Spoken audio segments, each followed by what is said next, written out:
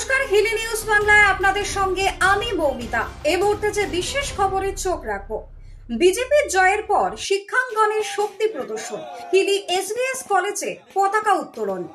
দক্ষিণ দিনাজপুর জেলার হিলি সীমান্তে অবস্থিত হিলি এসবিএস সরকারি কলেজে মঙ্গলবার হিলি বাস স্ট্যান্ড থেকে বাইক র্যালি করে মহাবিদ্যালয়ের প্রাঙ্গণে পৌঁছান এবং এবিপি তরফে কলেজে দখল নেওয়া হয়।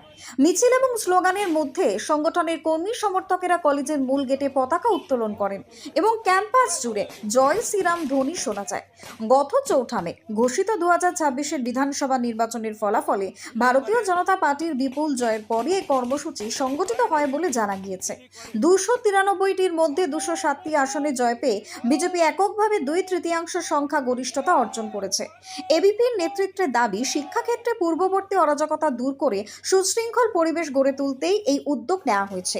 কর্মসূচিতে অংশগ্রহণকারী ছাত্র যুবকদের মধ্যে ব্যাপক উৎসাহ এবং উদ্দীপনা লক্ষ্য করা যায়, যদিও ঘটনাকে ঘিরে বিরোধী মহলে উদ্বেগ প্রকাশ করা হয়েছে। Bureau report, Hili news Bangla. রাষ্ট্রশক্তি, রাষ্ট্রশক্তি, রাষ্ট্রশক্তি, রাষ্ট্রশক্তি, রাষ্ট্রশক্তি, রাষ্ট্রশক্তি।